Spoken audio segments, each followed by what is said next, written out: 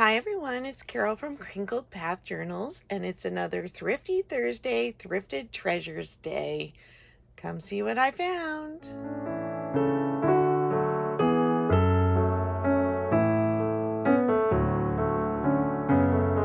First, thanks to my friend Carrie the Paper Monkeys, Hazel and Naka style What's on My Bookshelf little shows, I have been doing a little book shopping on eBay or Thrift Books, looking for some of the books she has showed because they're gorgeous.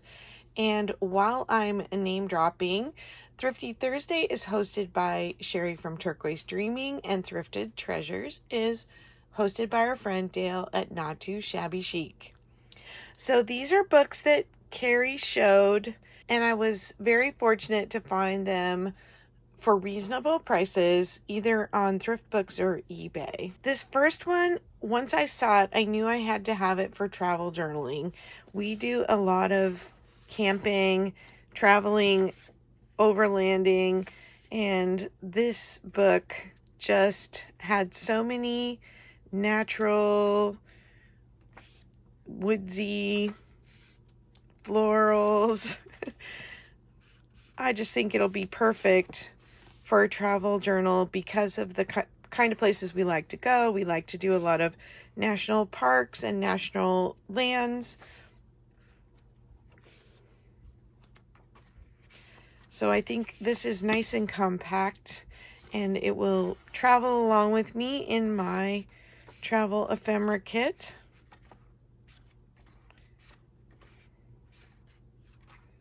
Yeah, it's just gorgeous. So this is by Katie Daisy, and she has quite a few books actually, and maybe some postcards, not postcards, stationery kind of things, but they are a little bit hard to come by for reasonable prices. So I was very happy I could get this one, and I will be putting it to good use probably before this video comes out. Then I had to get this one. This is Granny Chic, and it just has the most gorgeous images in it. This is the little wraparound cover.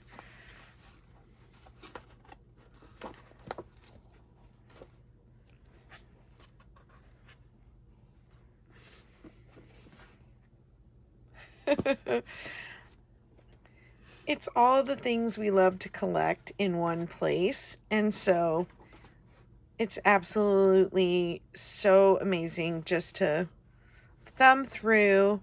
But I did get this at a price where I can, without guilt, oh, look at the puppy, go ahead and use this for junk journaling. Now, while see, I think maybe that picture got me. And before I flip to this next book, I wanted to show you one that I came across when I was thrifting that very much reminds me of Granny Chic. This book is called Love for Textiles.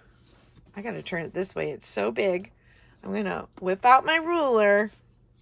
It is 11.5 inches tall by 9 3/4 inches wide.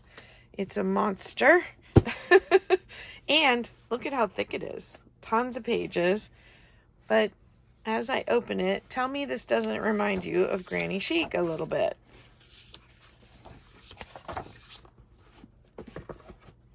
Sorry, I've got my giant stack of cookbooks here to go through.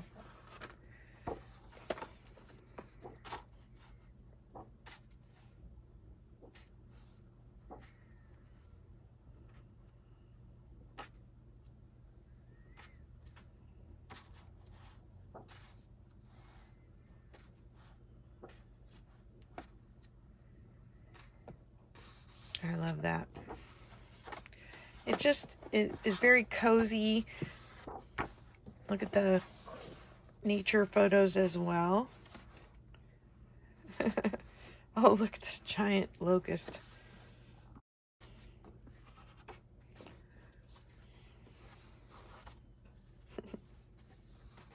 Sunflowers.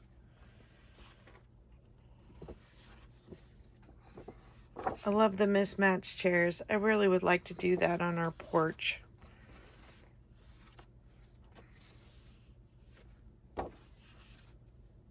Just gorgeous photography. And then they do these little montages every so many pages. They kind of list the information for the previous pages.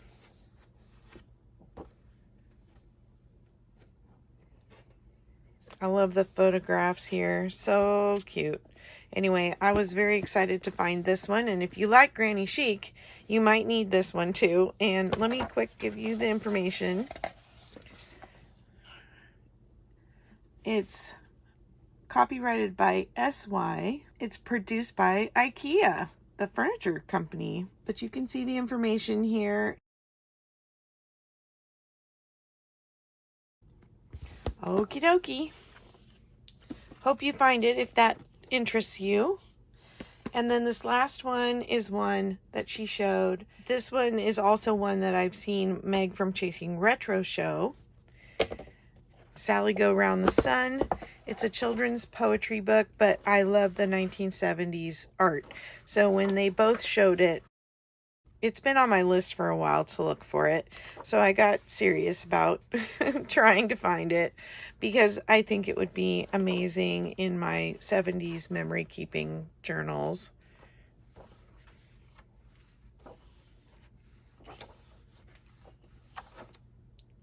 Just these bright, fun images.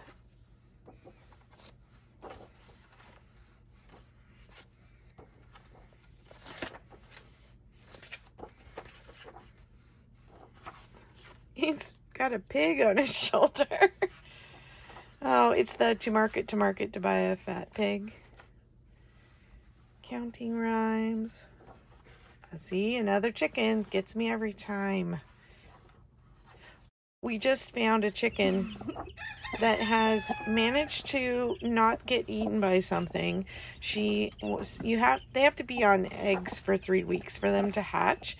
And so if they're not doing that in the barn, they're at great peril to be eaten by a raccoon or a possum or a fox, especially if they're far away from the barn. And we just found a baby chick at this mama right next to our front porch in a bush. And so we were able to move her to a safe chicken tractor. It's a movable pen that we put her in, and so she's safe and sound with her one little chick. She gave up on the eggs the day after we moved her because I guess she was tired of sitting on them. All right, now I have a bunch of cookbooks. So this is very reminiscent because I just watched my friend Carol at Lily Rose Blue haul, I think 4 or 5 hauls of cookbooks. And as soon as I got done watching those, I happened upon a yard sale where a lady was clearing out all of her vintage cookbooks. And she was a vintage cookbook collector and also a Pyrex collector. Because I bought so many, she worked with me a little bit on the price.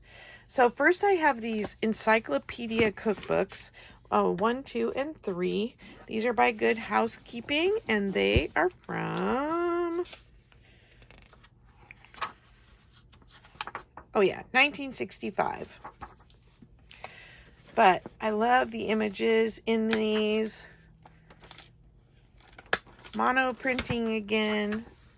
Monochromatic printing. Also some color photos. Oh, these are just so much potential to add into memory journals as pages. This one's a little crunchy. It looks like it had a little bit of water damage here at the bottom, but it's not moldy, and it doesn't smell mildewy at all. Thank goodness.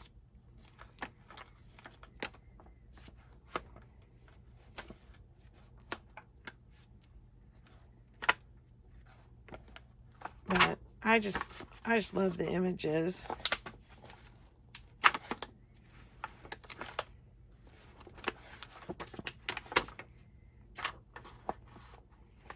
Okay, those chickens aren't so happy. Looks like pheasant too. Yep, I love my chickens, but to be honest, I have raised them for meat birds as well. Or we've raised specifically meat birds. They are different than egg layers. Poached eggs. Yes, we mostly have our chickens now for eggs. And then she's stapled in, I say she, but the chef stapled in a favorite recipe in the back. These are all very similar, so I won't flip through all three.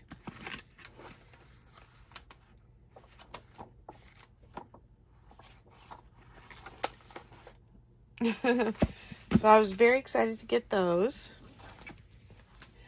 And then I've had this before. The binder cover is coming off, but of course that could be easily mended with some pretty doily or fabric over the top. This is from 1950. It is loved and used, and we do like that.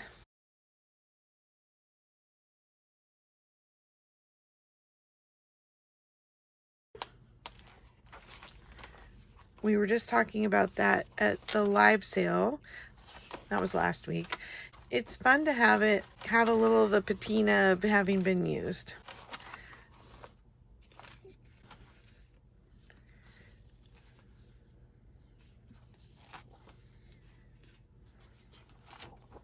The little cakes. Happy little cakes with their arms and legs. The images in this one are fantastic too.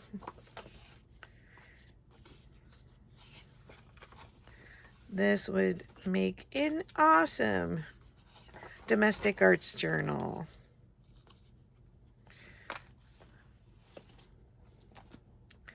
Okay, think you got the idea on that.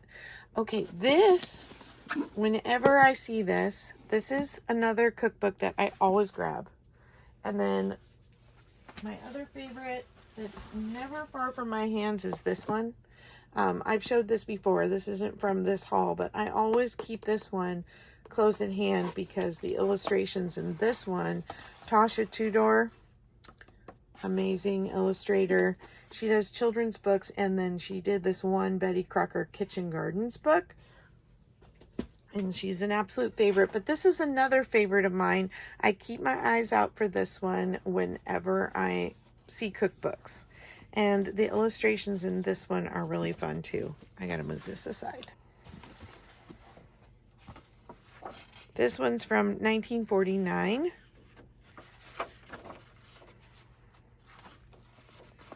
The history of different international chefs. Food from all different places, culinary terms. How fun would it be to fussy cut those for little journaling cards? Another chicken, of course. The big images are so fun, but then these little ones are too.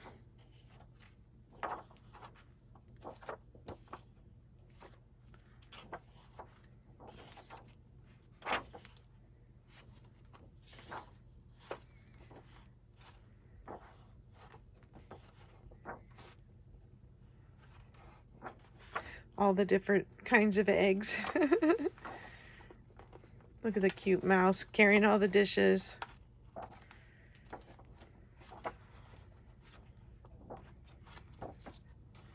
What's this? Salad dressings and variations. Sorcery for your salads. A French dressing recipe. Yum. So you can see why I love this cookbook, and I try and grab it whenever I can.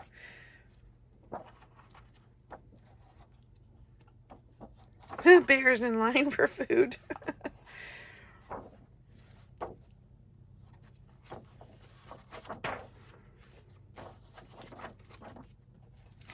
Yeah, so that is the Fireside Cookbook. And then I found this one that says Hearthside Cookbook, and it has a very similar look. So I am guessing it's by the same company. Let me see. This one is a copyright 1952. This one's Simon and Schuster, and this one is J.R. Watkins and Company, so it's not. Let's see if the illustrator is the same. Because look at this. I mean, doesn't that look very similar? Oh, I don't see anything. Oh, that one's got some newsprint in there, and that caused more foxing. You know, newspaper is very acidic, and so it will change the environment of the pages around it. Yep, it looks like the same illustrator, but I'm not sure why they haven't listed the illustrator. And this is one of these little ring brown binders, but all these pages are so fun and interesting that I wouldn't want to cover them up.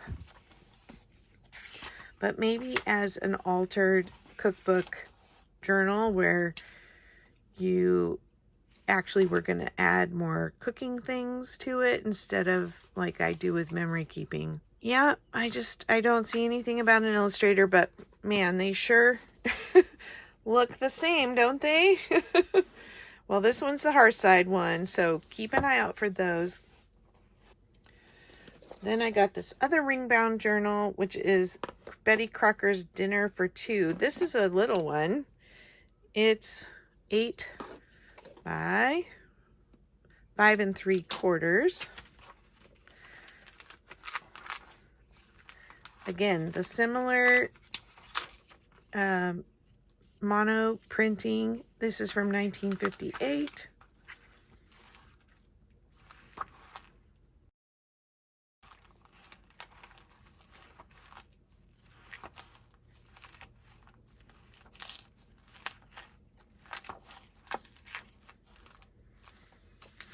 So fun images in that one as well. And then while I'm on these ring-bound ones, I have the Betty Crocker's Cookie Book, 1970, the 10th printing, originally from 1963. And this one has kind of glossy pages, but still mono printing illustrations and then photos.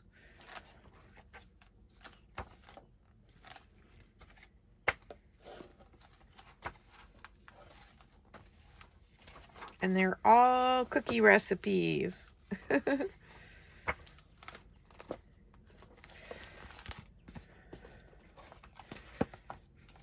And then I got these two. New Dinner for Two cookbook. So the little one I showed you was the Dinner for Two cookbook, and this is the New Dinner for Two cookbook. These are larger. They're 10 by 8 3/4. But look at these images. So this one is copyright 1964. It has matte pages. Again, some photos and then amazing illustrations.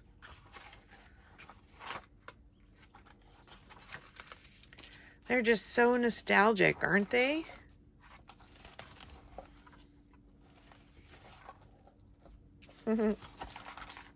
Another chicken. There's always a chicken in the cookbooks, huh? And then Betty Crocker's Dinner in a Dish.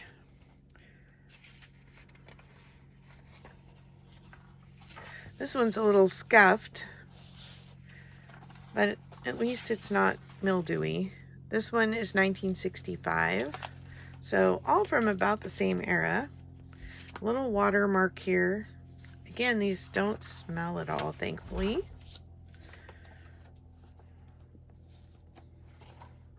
When my husband and I were first married, there was an Italian restaurant we loved to eat at, and they had the wine bottles with this wrapping on them. And when anybody would finish a wine bottle, they would hang it from their ceiling, and the entire ceiling was covered with wine bottles. We loved eating there, but It was in Southern California, and we always said, if there's an earthquake, I wouldn't want to be in this building. Be pelted by wine bottles falling from the ceiling.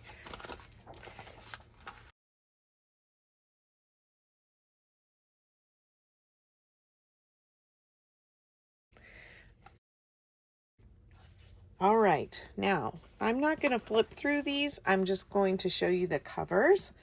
I ended up buying this whole stack of kitchen cookbook pamphlets from her. I was ecstatic because I love either using the images in these in a junk journal or using the whole pamphlet to put in a junk journal. We have how to make the most of your freezer. Maybe I'll just open to one page so you can see what kind of illustrations are in it. The ground meat cookbook. The Italian cookbook.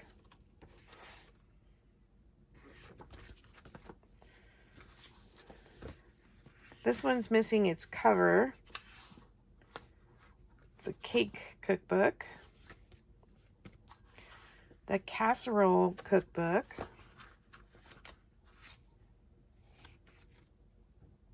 Oh, look at the little sheep.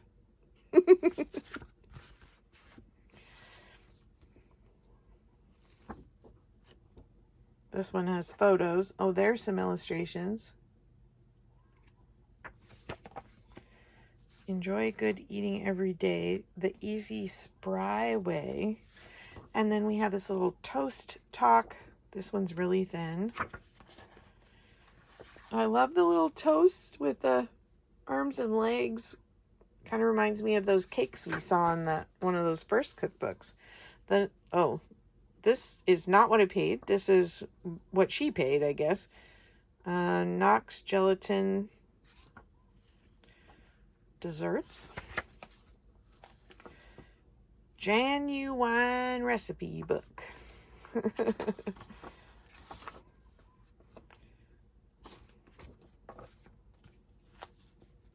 Baker's Famous Chocolate.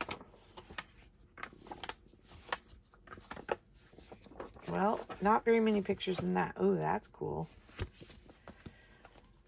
Tested recipes, successful baking. Some of these are old.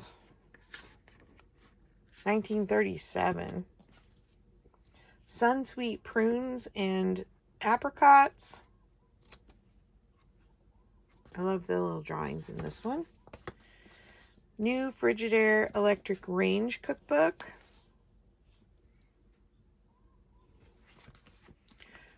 Quick dishes for the woman in a hurry.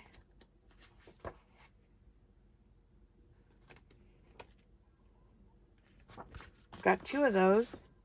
My Best Recipes by Mary Hale Martin. I love that this one had photographs and then it had illustrations along each of the edges.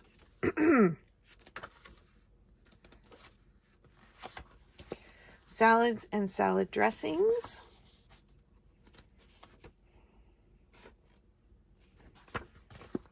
Quick and Easy Cookbook.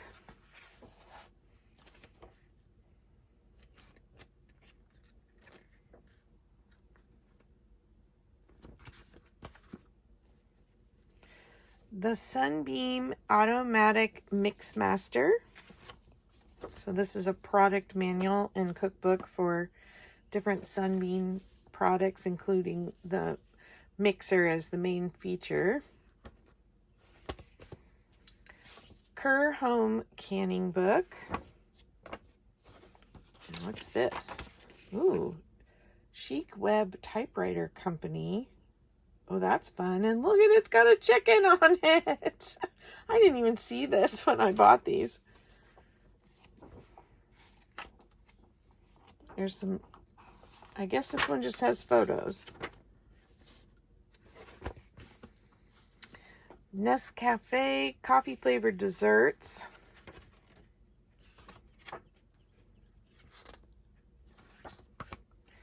Catherine's Kitchens, information on food preservation. We have canning, pickles, olives, and relishes, and she's got 1952 written on them, and then freezing.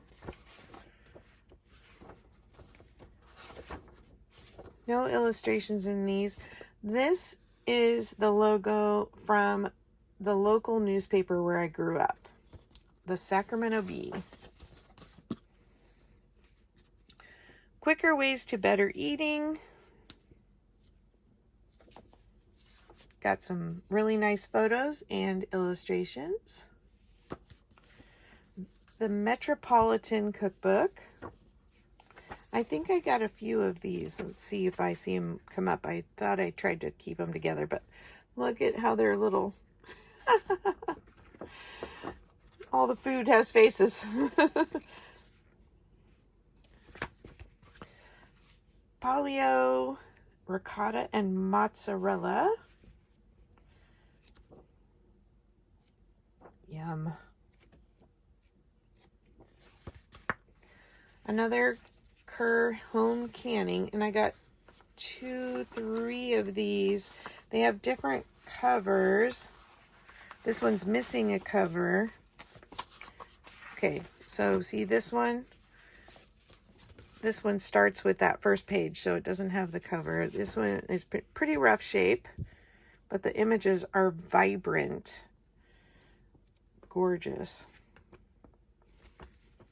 I don't know. 1950, 1953 it says. So there's 2 of those, and then this one has this cover.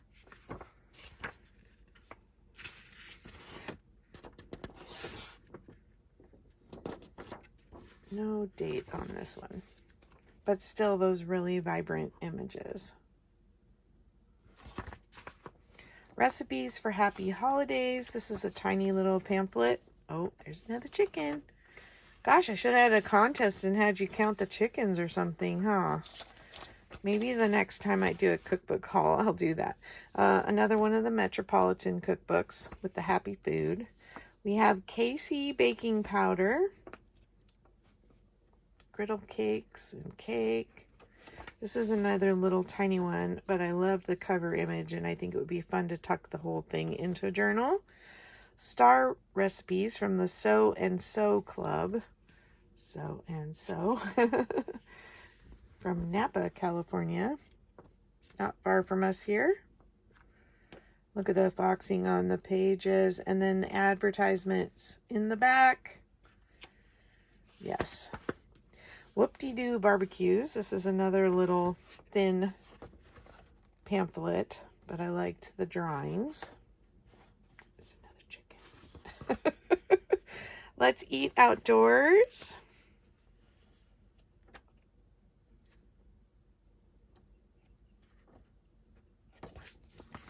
Range guide and cookbook for the Ream Wedgwood. So, must have been a range. Golden Book of Sour Cream Recipes. Yeah, not that kind of golden book. Little illustrations in this one were cute. The Mazzola Salad Bowl. I like that it's trimmed the shape of the bowl in the bottom. It's got illustrations as well as photos. Some color and some black and white. The Wearing Blender, it's spelled funny. Wearing Blender cookbook. Cute little illustrations again. 57 prize-winning recipes from Heinz ketchup.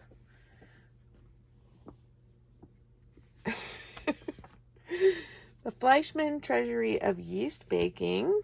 Ooh, look at these. Very bright color combos. I love that. These kind of books, like, they really give you inspiration for combining colors for different eras of journals. This one is from 1962. Another Metro cookbook with the happy food. Should have put those all together. Knox Quickies. Jello. gelatin.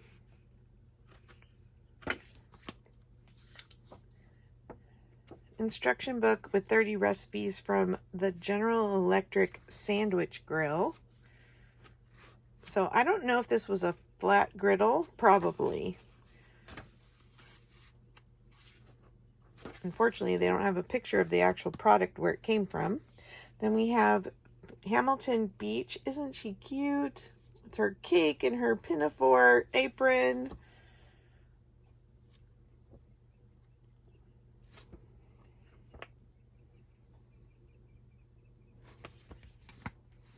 Crown Colony Illustrated Seasoning Guide. This just has a bunch of herbs and spices in it.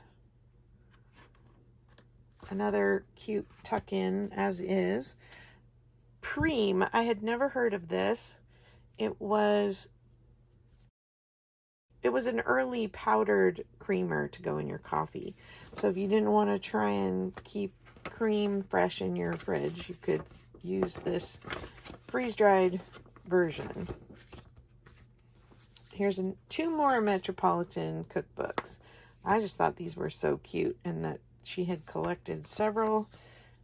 And I sat on the ground on the sidewalk by her house and went through quite a lot to pick just these.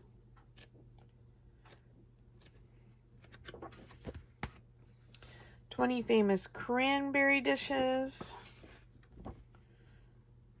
Look at the illustrations on these.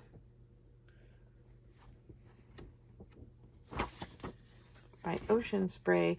Yeah, I think one of the things looking back at these is seeing, brand names that we still see today and just realizing how long they have. Oh, look at all the tonics. How long they have been in business and keep on going. So this is from 1941, but they're demonstrating products all the way from the beginning, from 1889.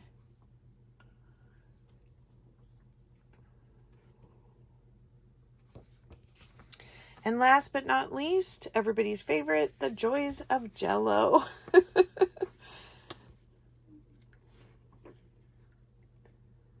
It looks like the terrazzo tile.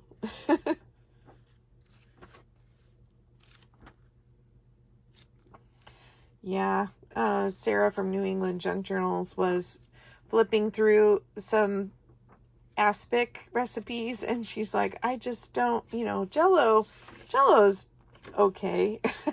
I associated a lot with hospital stays, unfortunately, but the aspics, she's like, how were they even appetizing? And I have to kind of agree. Well, thank you for hanging in with me as I flip through all of these today, and I just appreciate you coming back time and time again. And thank you to those of you who are new subscribers, and to those who are faithful returning viewers. I appreciate you so much. I love when you leave me comments, and I'll see you next Thursday or before with more thrifty finds. Take care, and I'll talk to you in the next video. Bye.